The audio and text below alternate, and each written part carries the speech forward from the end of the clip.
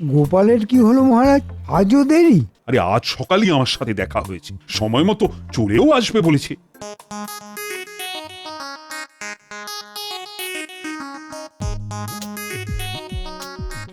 কি গোপাল, তোমার গায়ে কলা পাতা জড়ানো কেন? মহারাজ, বেশি ভাতা পেয়ে গোপালের মাথাটা মনে হয় খারাপ হয়ে গেছে। কি হয়েছে গোপাল? মহারাজ, আজ সকালে আপনার সাথে দেখা করবার পর বাড়ির দিকে যখন ফিরছি, হঠাৎ সারা গা জুড়ে অসম্ভব জ্বলুনি আর চুলকানি শুরু হলো মহারাজ। কি সর্বনাশ! বাড়ি পৌঁছে দেখি সারা গা জুড়ে লাল লাল গোলাকার দাগ বেরিয়েছে। আমার গিন্নি বলল এ তো বসন্ত রোগের লক্ষণ। এই দেখুন, দেখুন কি অবস্থা। ওরে বাবারে! আচ্ছা ঠিক আছে গোপাল, আর দেখতে চাই না।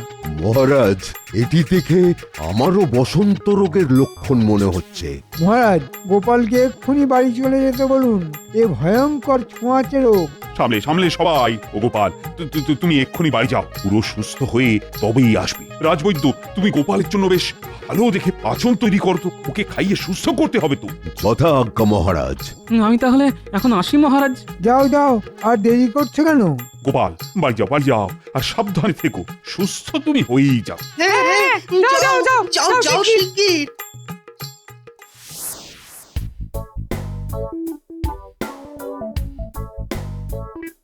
গিন্নি, ও গিন্নি। কি হলো?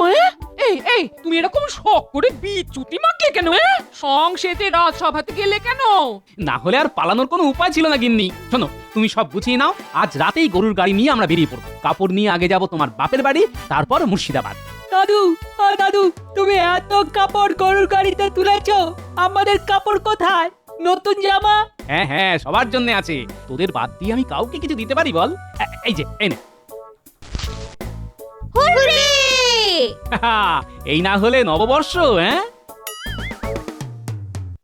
রাজবৈদ্য, আপনি এরকম মুখ গম্ভীর করে একা হেঁটে আসছেন দেখি আশ্চর্য হচ্ছি। তার থেকেও আমি আরো বেশি আশ্চর্য হচ্ছি গোপাল বাড়ি নেই দেখে। গোপাল বাড়ি নেই? না, শুধু গোপাল নয়, কেউ বাড়ি নেই। আমি ওকে আমার পাঁচন খাওয়াতে গেছিলাম। ও ঠিক আছে, আপনি বাড়ি যান। কি জ্বালা! তোরা তো অনেকের খবর রাখিস, গোপালের কোনো খবর তোদের কাছে আছে? দুদিন আগে 4 জন লোক গোপালের বাড়িতে রাত্রে ছিল, তাদের আগে এখানে দেখিনি। আর আজকে দেখলাম গোপাল গরুর গাড়িতে গিন্নিকে নিয়ে কোথাও একটা গেল। গরুর গাড়ি পুরো জিনিসপত্রে ভর্তি, কি লোভ হচ্ছিল। গোপাল কি গায়ে কলা পাতা জড়িয়েছিল? কই না তো। বড় ফাঁকি দিয়ে পালিয়ে গেলে গোপাল।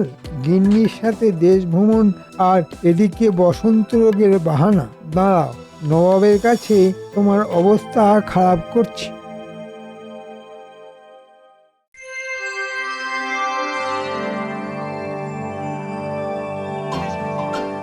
আজকের দিনে নবাব আমাদের সঙ্গে আছে, আর আমরা খুবই ভাগ্যবান। তোমরা সবাই এক এক করে শাড়ি দিয়ে এগিয়ে এসো, আর নবাব তোমাদের হাতে নতুন কাপড় তুলে দেবেন। নবাব বাহাদুরের জয় হোক। এরা তোমারই প্রজা কৃষ্ণচন্দ্র, তুমিই তুলে দাও।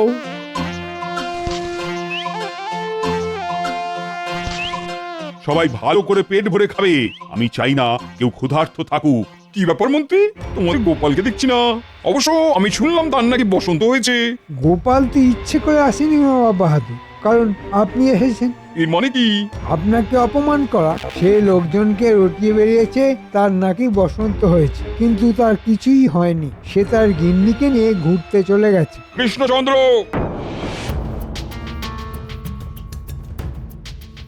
কি হয়েছে নবাব সাহেব? তোমার ভাঁড় ওই গোপালের এত এত স্পর্ধা হয় কি করে যে আমি আসছি জেনেও সে অনুপস্থিত, সে তার গিন্নিকে নিয়ে ঘুরতে গেছে? এটা তো আমার অপমান, সে ইচ্ছে করে করেছে।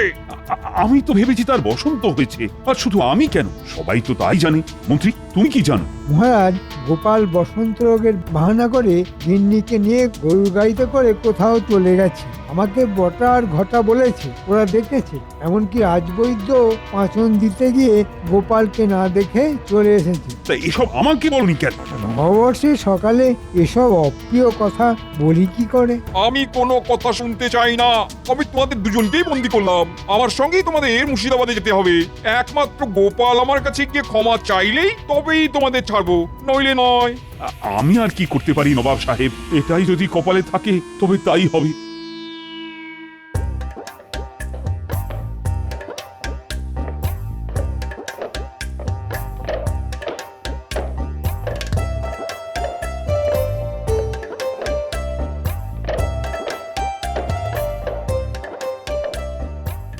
তোমাদের সবার জন্য আমি নববর্ষের প্রীতি উপহার নিয়ে এসেছি, তোমরা গ্রহণ করলেই আমি আনন্দ পাবো। গোপাল মশাই, আপনি কথা রাখবেন আমি জানতাম। সবাই শোনো, এই চরণ তোমাদের সবার দুর্দশার কথা আমাকে বলেছিল কৃষ্ণনগরে। তখনই আমি ঠিক করেছিলাম তোমাদের সবার মুখে হাসি ফোটাবো এই নববর্ষে। চলে আসো ভাই সব, তোমাদের জন্য আমার ছোট্ট উপহার নিজে হাতে করে নিয়ে যাও।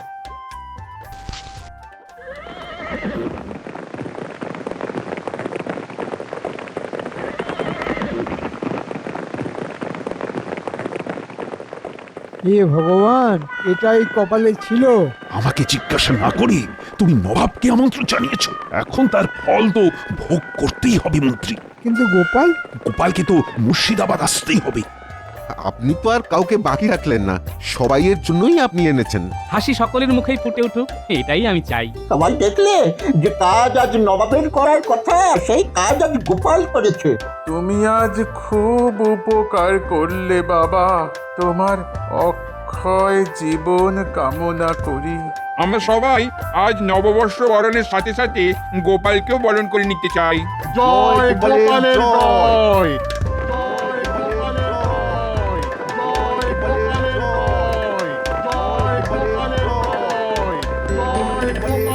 ও কিসের জয়ধ্বনি? গোপাল, সবাই গোপালের নামে? হ্যাঁ, গোপালের নামেই তো জয়ধ্বনি শুনতে পাচ্ছি। এসব কি হচ্ছে? হ্যাঁ, আমি তো কিছুই বুঝতে পারছি না।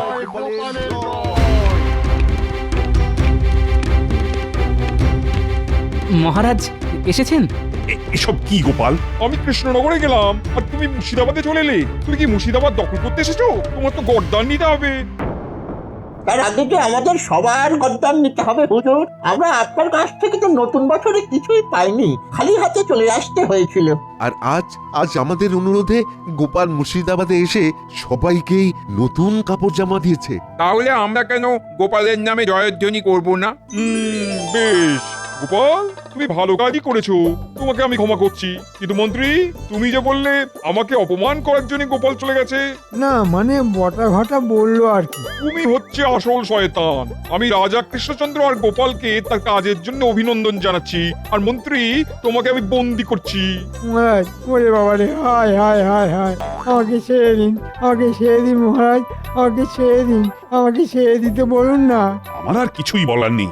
মহারাজ, আমি আপনার কাছেও মার্জনা চাইছি, কিন্তু আমার যে আর কোনো উপায় ছিল না মহারাজ।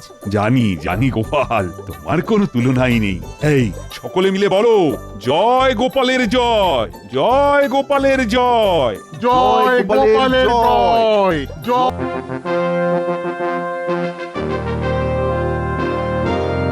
নবাব বাহাদুরের জয় হোক।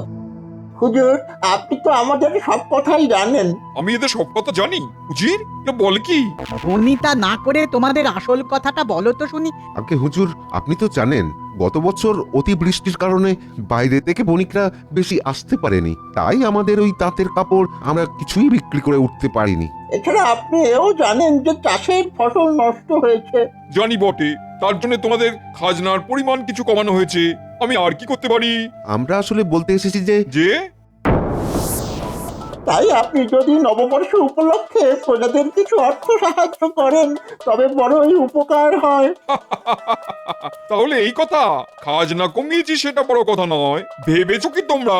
না মানে বিপদে পড়লে আর কার কাছে যাব হুজুর? তোরা তো আমাকে এ কথা একবারও বলিসনি যে তোরা নবাবের কাছ থেকে অর্থ চাইবি। হুজুর, সরাসরি অর্থ না দিয়ে সবাইকে যদি পরবার কাপড় দিতে পারেন তাহলেও হবে। প্রজাদের সবার পরার মতো ভালো কাপড়ও নেই। আমাকে বোকা বানাতে গেলে গর্দান নেবো, তাঁতিদের কাছে কাপড় নেই। এক্ষুনি তোমরা বললে বণিকেরা আসেনি তাই কাপড় তোমাদের বিক্রি হয়নি। আগে হ্যাঁ হুজুর। সেই কাপড় আর বিক্রি করার দরকার কি? নিজেরাই পরো। হ্যাঁ ওরে তোরা যা যা, হুজুর তোদের উপায় করে দিয়েছেন, এখন যা। এখনো দাঁড়িয়ে থাকলে এরপর গর্দান চলে যাবে।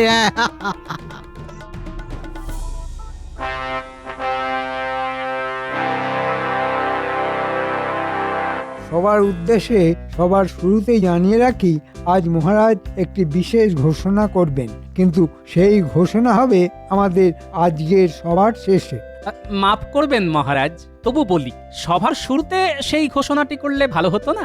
না, কারণ সবুরে মেওয়া ফলে গোপাল, আর সবকিছু শুরুতেই বলতে নেই। মহারাজ, আপনার কথা শুনবার জন্য গোপাল মুখিয়ে থাকে। আসলে ও সবার আগে শুনতে চায় আর তারপর উল্টো পাল্টা বলতে থাকে। মন্ত্রী, তুমি এখন কাজের কথা বলো তো। আগে মহারাজ, আসলে বলছিলাম এবার রাজকোষাগারের অবস্থা খুব খারাপ নয়, প্রজারাও ঠিক মতো খাজনা দিতে পেরেছে। জ্যোতিষী, তুমি দেখো নববর্ষের শুরুতে শুভ যোগ আছে কিনা। বিলক্ষণ মহারাজ, নতুন বছর আমাদের কৃষ্ণনগরের জন্য বড়ই শুভ সময়। বাহ বাহ বাহ বাহ, আমাদের প্রতি বছরের মতোই এই বছরেও বড় করে পুজো হবে। রাজ্যের সমস্ত প্রজারা পেট ভরে খাবে আমাদের রাজবাড়ির অঙ্গনে। এটাই কি তাহলে মহারাজের ঘোষণা? তোমার দেখছি আর তর্স হইছে না গোপাল, তোমার কিসে এত তাড়া? হ্যাঁ, গোপালের মনে হয় প্রকৃতির ডাক এসেছে। আগে না পণ্ডিত, প্রতিদিনই তো গিন্নির মুখ দেখছো, তাতেও তোমার বাড়ি যাবার এত তাড়া কিসের? কিছু মনে করো না পণ্ডিত, প্রতিদিন রাজসভায় তো আমি তোমার মুখও দেখি। মহারাজ আপনি এবার ঘোষণাটা করেই ফেলুন, নাহলে গোপালের এই টিপ্পনিকাটা চলতেই থাকবে। বেশ তো লাগছে। যাই হোক, বড় করে উৎসব করতে গেলে কিন্তু তার আয়োজনও বড় করেই করতে হয়। আর এই আয়োজনে আমি কিন্তু কোনো রকম ত্রুটি চাই না। না মহারাজ, রুটির কোনো প্রশ্নই নেই, আমরা সকলে মিলে কাজ করব। এই তো গোপালও অনেক কাজ করতে পারে, তাই না গোপাল? মহারাজ যা বলবেন আমি সব করতেই প্রস্তুত। জানি গোপাল, জানি। এবার যেটা ঘোষণা করব তাতে সবাই খুশি হবে, এটা আমি আশা করি। এই বছর নববর্ষ উপলক্ষে গতবার যা ভাতা দেওয়া হয়েছিল তার 3 গুণ ভাতা প্রত্যেক সভাসদের জন্য বরাদ্দ হয়েছে। এ তো অভাবনীয় মহারাজ। জয় মহারাজের জয়। জয় জয় মহারাজের জয়। মুক্ত হস্তে দরাজ প্রাণে রাজা জিতলেন হৃদয়। বুঝলে গিন্নি, দারুণ খবর। এই নববর্ষে অনেক বেশি ভাতা পাচ্ছি গতবারের চেয়ে। তোমার জন্য নতুন শাড়ি, ন্যাপলা, পুঁটি, গুলটেদের জন্য নতুন জামা কাপড় দেওয়ার পরেও অনেকটা থাকবে। হ্যাঁ, বুঝলাম। কি ব্যাপার বলো তো দেখি, তোমার মুখ এমন গোমরা কেন? যদিও আমার মুখ দেখলে তুমি সব সময় মুখ গোমরাই করে থাকো, তবে কিনা ওই নতুন শাড়ির কথা শুনলে একটু আলগা হাসি দেখা যায়। এখন তো তাও দিচ্ছি না, হয়েছেটা কি শুনি? আমার কি আর শান্তিতে জিরোবার জো আছে? আহা, কি হয়েছে সেটাই বলো না। বাপের বাড়ি থেকে চিঠি এসেছে, তাই মন খারাপ। হ্যাঁ। কেন, কি লেখা আছে চিঠিতে? লেখা আছে ওদের অবস্থা একেবারে খারাপ, চাষাবাদ একদম ভালোভাবে হয়নি। হ্যাঁ, তাই নববর্ষে ওরা নতুন কিছু কিনতে পারবে না, কোনোভাবে চলবে ওদের। শোনো গিন্নি, তোমার গতবারে যা কাপড় আছে তুমি সেটা নিয়ে এখন চলতে পারবে। আমারও নতুন কিছু এই মুহূর্তে লাগবে না। আমাদের ওদের কিছু সাহায্য করা উচিত। আর আমি যা ভাতা পেয়েছি তাতে আমি নিশ্চিতভাবেই তোমার বাপের বাড়িতে সাহায্য করতে পারবো। তাহলে নববর্ষেই চলো না? নববর্ষেই যেতে হবে। আবার কি চিন্তা করছো? ভাবছি মহারাজকে ছুটির জন্য অনুরোধ করতে হবে, বুঝলে? সে তো হবে। মহারাজ কি ছুটি দেবেন? কেন দেবে না, দিতেই হবে, না হলে আমি গিয়ে ধর্নায় বসবো। হ্যাঁ। আমার মন বলছিল নবাব বাহাদুরের কাছে গিয়ে কোনো উপায় হবে না। ঠিক বলেছিস চরণ, ওই উজির যত নষ্টের গোড়া। এখন আমাদের মন বলছে কৃষ্ণনগরে গেলে মহারাজ কৃষ্ণচন্দ্র আমাদের কিছু উপকার করতে পারেন। শুনেছি বড়ই ধুমধাম করে ওখানে পুজো হয়। মহারাজ কি আর আমাদের একেবারে বঞ্চিত করবেন? ঠিক বলেছিস, কৃষ্ণনগর গেলে মনে হয় একেবারে খালি হাতে ফিরে আসতে হবে না। মহারাজ বড়ই দয়ালু। তাই চল সবাই। হ্যাঁ হ্যাঁ হ্যাঁ, তাই যাওয়া যাক।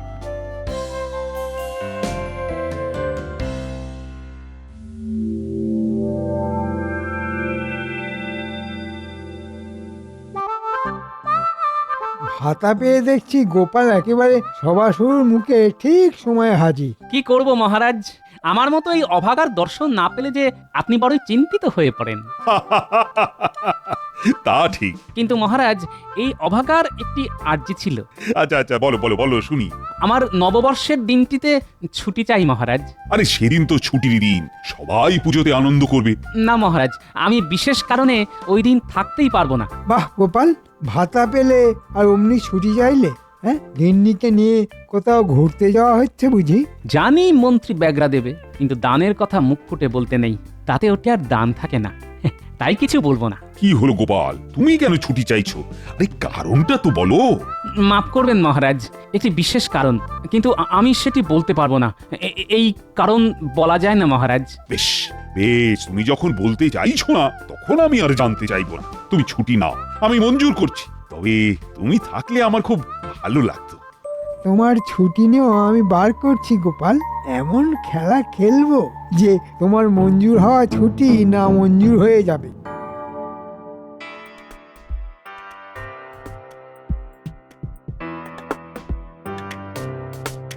বটার ঘটা, তোদের আজ এক্ষুনি মুর্শিদাবাদে রওনা দিতে হবে। কি হয়েছে মন্ত্রী মশাই? ওরে, তোরা যাবি নবাবের কাছে। এই সুযোগ খুব বড় সুযোগ। বলছেন কি আমরা নবাবের কাছে যাব? হ্যাঁ, তোরা আমাদের মহারাজের হয়ে নবাবকে আমন্ত্রণ জানাবি নববর্ষে। এ তো বড়ই খুশির খবর। তোদের জন্য খুশির খবর হচ্ছে এখানে তোরা হলি রাজদূত, খুব সম্মান পাবি ওখানে। ভাবতেই পারছি না। এই নে, এটা তোদের জন্য। শিগগির বেরিয়ে পড়, কাল ভোরে পৌঁছে যাবি। আমন্ত্রণ জানিয়ে রাতে ফিরে আসবি। দুপুরে ওখানে আরাম করে বিশ্রাম করতে পারবি, ভালো খাওয়া দাওয়াও পাবি। যে একজন মন্ত্রী মশাই। দেখিস আবার লোভ করে কিছু চুরি করে বসিস না। ধরা পড়লে আমাদের সম্মান বলে আর কিছু থাকবে না, আর তোদের মাথা নবাব কেটে উড়িয়ে দেবে। আপনি নিশ্চিন্ত থাকুন মন্ত্রী মশাই। নবাব আমন্ত্রণ গ্রহণ করুক, মহারাজকে সুখবরটা দেব। গোপালের জন্য অবশ্য বড়ই দুঃখের কারণ হবে, ওর ছুটি নামঞ্জুর হয়ে যাবে।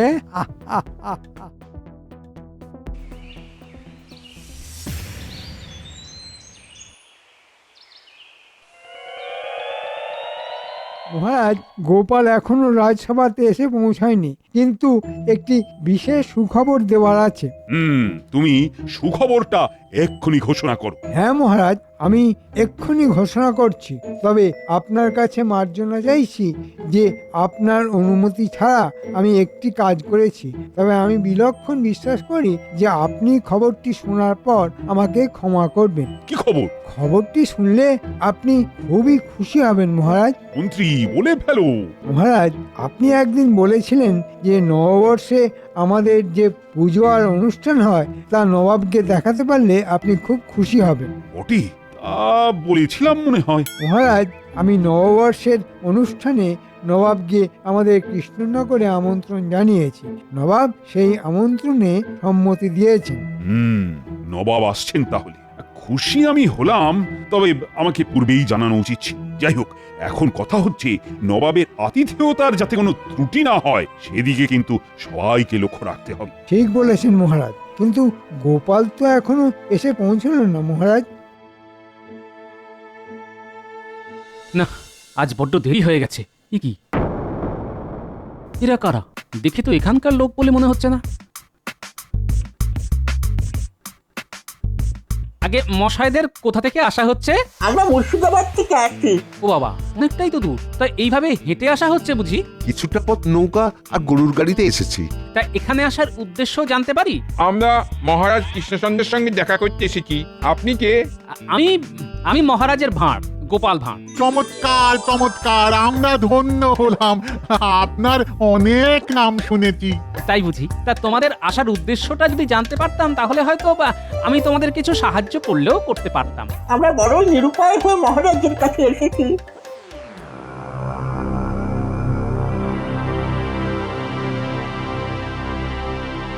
মহারাজ, মনে হচ্ছে গোপাল আজ আর আসবেন না। শরীর খারাপ হলো নাকি? সেরকম তো হওয়ার কথা নয় মহারাজ, তবে ইদানিং ও রাজসভার কাজে ফাঁকি দিচ্ছে মনে হচ্ছে। গোপালের কাজটাই তো ফাঁকির, সে তো শুধু কথার চালে মজিয়ে রাখে।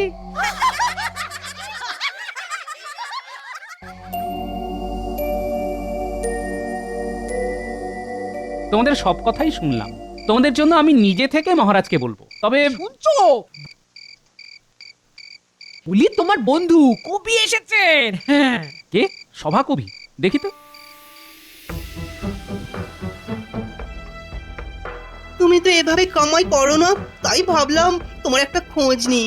এদিকে ওই নববর্ষে নবাব এখানে আসছেন। বলো কি, নবাব আসছেন?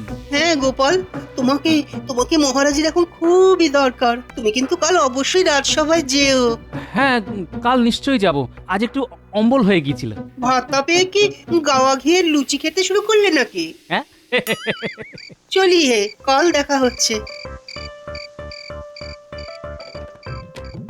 শোনো তোমরা, আজ রাতে আমার এখানে বিশ্রাম নাও, তারপর কাল ভোরে তোমরা মুর্শিদাবাদের পথে যাত্রা করো। মহারাজের সাথে এখন তোমাদের দেখা করবার দরকার নেই, বুঝলে, কারণ নবাব এখানেই আসছেন। সে কি? তবে তোমরা চিন্তা করো না, তোমাদের সবকিছু অবস্থা আমি জেনে গেছি। আমি তোমাদের জন্য যা করবার করব, তবে তোমাদের সাথে মহারাজের দেখা হলে সেটা নবাবের কানে পৌঁছে যাবে। সেটা কিন্তু তোমাদের জন্য খুব ভালো হবে না, বুঝলে। তাহলে আপনার ওপরেই সবকিছু ছেড়ে দিলাম। আপনি যখন আশ্বাস দিচ্ছেন। নিশ্চিন্তে থাকো।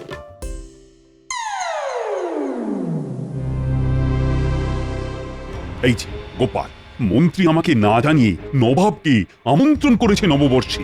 শুনেছি মহারাজ। এই অবস্থায় তো তোমাকে আমি আর ছুটি দিতে পারছি না গোপাল। কিন্তু মহারাজ, আমি তো বলেছিলাম বিশেষ একটি কারণেই আমি ছুটি চাইছি। দেখো গোপাল, নবাব আসছেন, এর থেকে আর বড় কোনো কারণ থাকতে পারে না বলেই তো আমি মনে করছি। আজ্ঞে মহারাজ। ঠিক আছে ঠিক আছে, তুমি এখন বাড়ি যাও, তৈরি হয়ে রাজসভাতে এসো।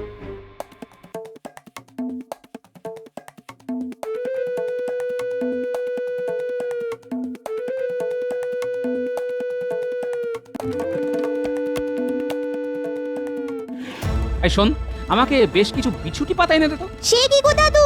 হ্যাঁ রে, আমার খুব জরুরি দরকার। আচ্ছা। গিন্নি, তোমার কাছে কলা পাতা আছে তো? হ্যাঁ আছে। কুটিরা বিছুটি নিয়ে এলে আমার গায়ে একটু ঘষে দিও তো। মূলত কিসব অলুকুনে কথা, হ্যাঁ? বলি পাগল হলে, হ্যাঁ? তোমাকে যা বলছি সেটাই করো।